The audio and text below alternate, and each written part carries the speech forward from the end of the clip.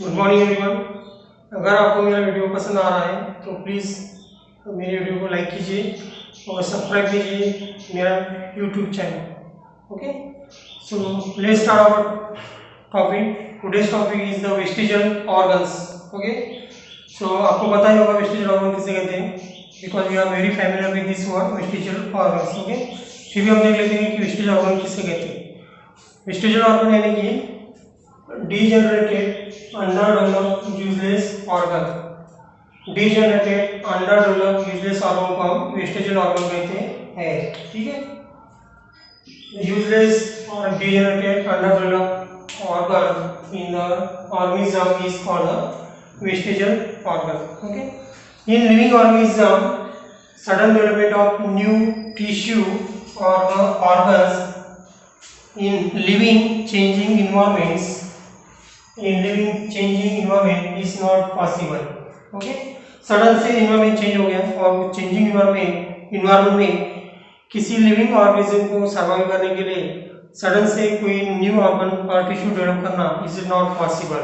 Okay, instead of that organism will be existing organ undergoes the gradual changes and develop the specific structure which are helpful for them to survive in the changing environments। okay, तो वो नया tissue या organ sudden से develop नहीं कर सकता, लेकिन पहले से ही जो प्रेजेंट है और पहले से जो एग्जिस्ट ऑर्गन है उसमें ही सडन चेंजेस करके एक न्यू स्पेसिफिक स्ट्रक्चर डेवलप कर सकता है, जो स्ट्रक्चर और ऑर्गन जो उस ऑर्गेनिज्म को चेंजिंग इन्वायरमेंट में सर्वाइव करने के लिए यूजफुल है और हेल्पफुल है। ओके, लेकिन same structure is not useful in the different situation. वही स्ट्रक्चर वही ऑर्गन अगर दूसरे सिचुएशन में यूजलेस हो जाता है या फंक्शनलेस हो जाता है, तब जाके हम उस ऑर्गन को कहते हैं वेस्टिजियल ऑर्गन। इस तरह से वेस्टिजियल ऑर्गन बनते हैं। ठीक है, जैसे हम एग्जांपल देखेंगे जिराफ का, तो जिराफ का जो नेक था तो सबसे पहले वो लॉन्ग नहीं था, शॉर्ट ही था, क्योंकि वो तब उस टाइम में तब वो ग्राउंड लेवल की वेजिटेशन पे फीड करता था। लेकिन जब इन्वायरमेंट चेंज हो गया तो ग्राउंड लेवल का वेजिटेशन वहाँ पे नहीं था, तो उसको सिर्फ लॉन्ग ट्री के ऊपर के जो वेजिटेशन है वही फीड वो कर सकता था। उसके लिए उसने न्यू टिश्यू या न्यू ऑर्गन डेवलप नहीं किया, तो पहले से जो एग्जिस्टिंग ऑर्गन था नेक उसे में सडन चेंजेस किए, जिसके कारण उसकी जो शॉर्ट नेक थी वो लॉन्ग नेक में कन्वर्ट होगी और उसके कारण वो हाई ट्री के ऊपर जाके फीड कर सकता था।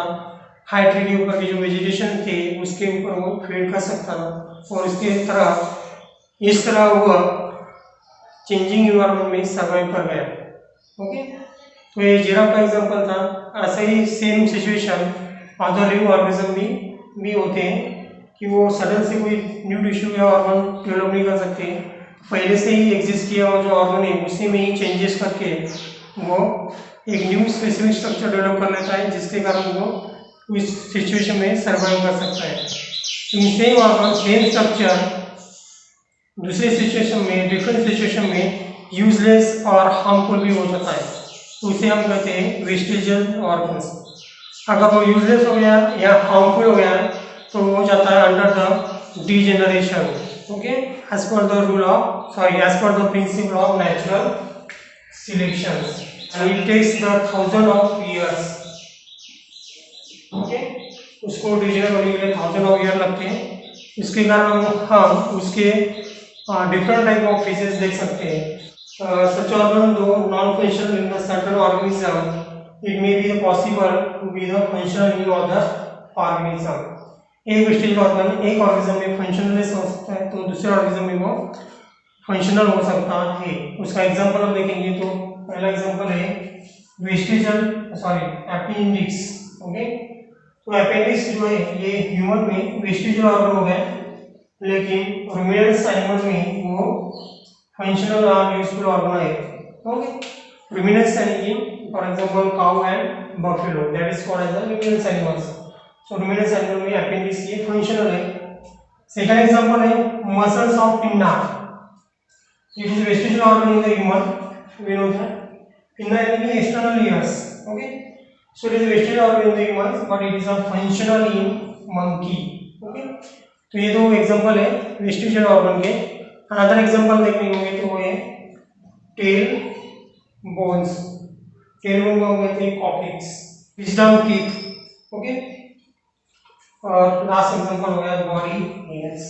Body hairs in human are the useless, but on the organism it is a useful. Okay. So that is the vestigial organs. Okay.